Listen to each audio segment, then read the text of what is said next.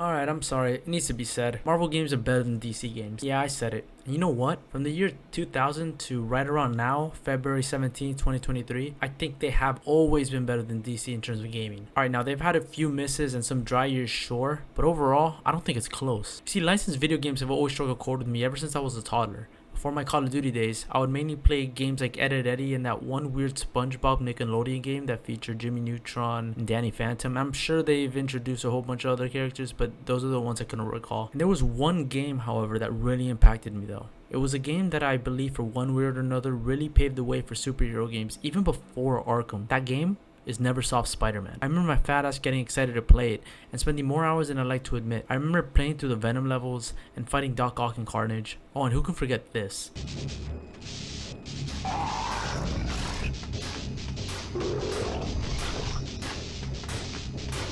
That game was my first introduction to Marvel, and I'm pretty sure it was the first true great 3D Marvel / DC game. Okay, so I know what you're thinking.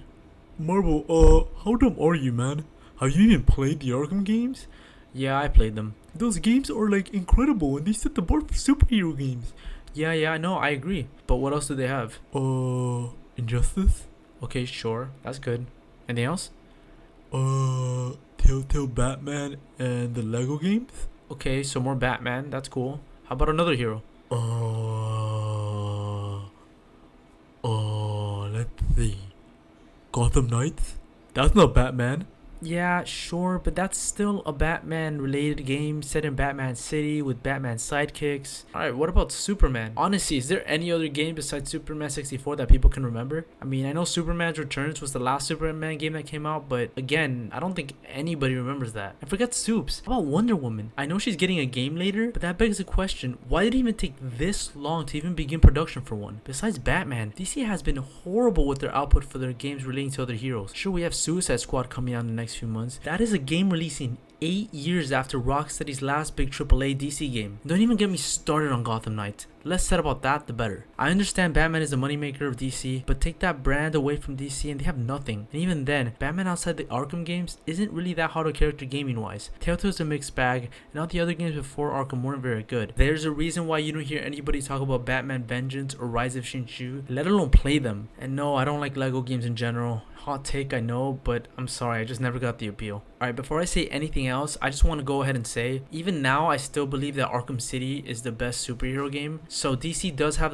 the highest quality in terms of that specific case, though I do think that position could very well be threatened later this year by a certain PlayStation exclusive. Marvel overall has a better gallery of games. You see, quality and quantity go hand in hand, and it isn't one or the other. You can have both. From the PS1 all the way until now, they have released good to great games. Sure, some are stinkers, but consistently they have done pretty good, and by the looks of it, they're getting better.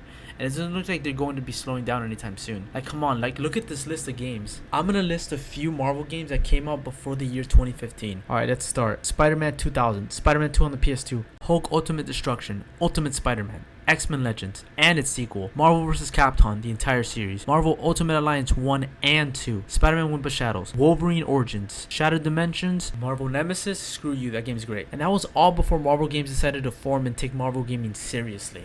Now we have Insomniac Spider-Man franchise, which is the most successful superhero game franchise today, and we're only 1.5 games in. Yes, Avengers sucks, but then Square Enix came back with Guardians of the Galaxy, which is great and has been well received, Midnight Suns, and Iron Man VR. Not to mention the future's looking bright with Spider-Man 2, Wolverine, Iron Man, and that weird but interesting Captain America / Black Panther game being made by Amy Hennig, who wrote the Uncharted games. And do you notice one thing about the list of Marvel games? No, what is it? This gallery isn't dominated by one hero. Sure, Spider-Man has the most games of every Marvel character, and that's fine. You see, my problem with Batman having too many games wasn't the fact that Batman is getting games. It was that there isn't enough focus on other DC superheroes getting games of that quality.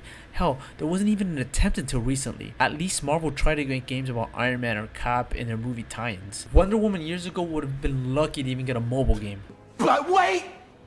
There's more! Apart from Marvel just having a better selection of hero games, Disney also has the advantage of not having their own set of developers in-house like WB Games does. Now don't get me wrong, there are advantages to having everything done in-house. For example, you have better quality control, you have better communication between studios, and publishers have greater say in what they run a release. However, with those great benefits comes massive disadvantages if not handled correctly, as having to make all your games in-house is far more expensive, takes longer to produce and release games, and you're limited to the number of games you can make with the limited amount of talent one publisher has. Rocksteady and WB Montreal can only do so much, and while they have been great at making games for WB, Marvel just seems to be getting some of the best developers in the industry making games for them, so the amount of potential they have for Game of the Year quality games like Spider-Man are endless. It's for that reason why Marvel Games has been on fire these past few years, and since 2018, that doesn't seem to be stopping anytime soon. Marvel Games are taking full advantage of just licensing out their Marvel IPs to studios that seem, for the most part anyways,